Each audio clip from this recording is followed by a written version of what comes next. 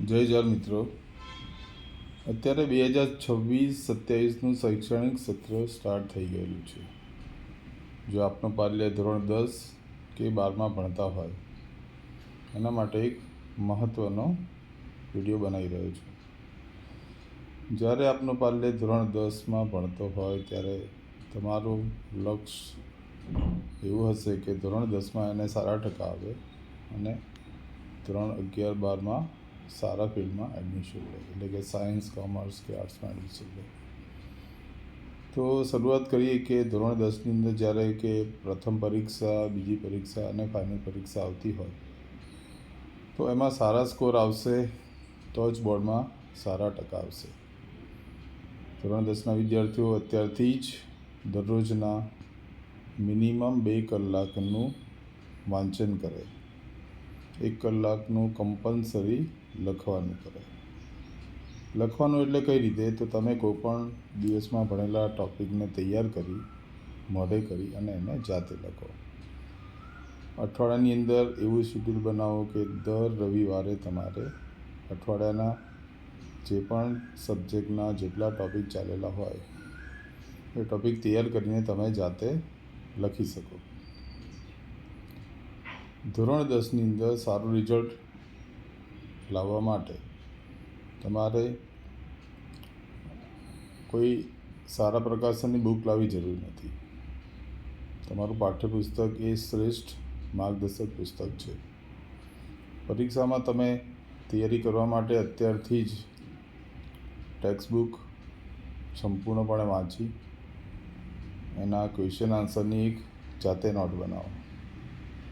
સૌપ્રથમ તમે ચોપડીમાંથી વાંચીને તમારી રીતે તમે નોટ્સ બનાવો અને પછી તમે સાહિત્યનો ઉપયોગ કરી અને શ્રેષ્ઠ રીતે લખાણ એવી રીતે બનાવો કે જેથી કરીને પરીક્ષામાં તમને કોઈ તકલીફ પડે નહીં. ધોરણ 10ની પ્રથમ પરીક્ષા જ્યારે આવવાની હોય એના એક અઠવાડિયા પહેલાં તમારું સંપૂર્ણ રિવિઝન થઈ ગયેલું હોવું જોઈએ અને પછી એક અઠવાડિયામાં જે પણ પેપર સેટ મળે છે બજારમાં પ્રકાશકોમાં એ તમારે સોલ્વ કરી દેવાના રહેશે.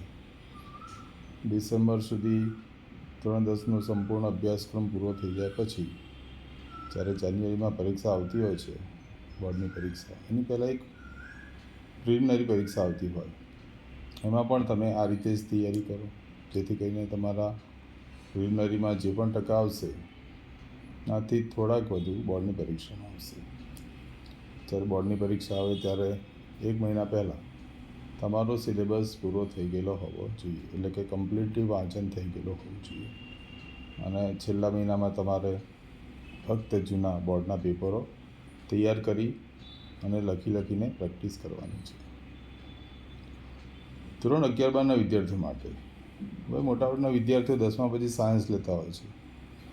એનો ટાર્ગેટ મોટાભાગે મેડિકલનો હોય છે, પરંતુ ધોરણ 11ની તૈયારી પ્રોપરલી કરતા નથી. 11મા ધોરણનો અભ્યાસ એ રેગ્યુલરલી કરતા નથી અને ધોરણ 12માં ટ્યુશન રખાવે કે પછી ઓનલાઈન ચેનલનું સબસ્ક્રિપ્શન લે અથવા તો નીટની પ્રિપરેશન માટે ઓનલાઈન ચેનલ માંથી અભ્યાસ કરે અથવા તો કોઈ મોટા ક્લાસીસ શીખાવે. એનો કોઈ અર્થ નથી. ધોરણ 11ની તૈયારી અત્યારથી જ કરવામાં આવે. દરરોજ 2 થી 3 કલાકનું રીડિંગ કમ્પલસરી હોવું જોઈએ. દરેક સ્વાધ્યાયની સ્વલિખિત નોટ્સ હોવી જોઈએ. અત્યારથી જ નીટની તૈયારી કરવા માટે MCQની સતત પ્રેક્ટિસ કરેલી હોવી જોઈએ. ધોરણ 12માં સારા પરફોર્મન્સ માટે ધોરણ 11માંનું સ્ટડી પણ એટલું જ જરૂરી હોય છે.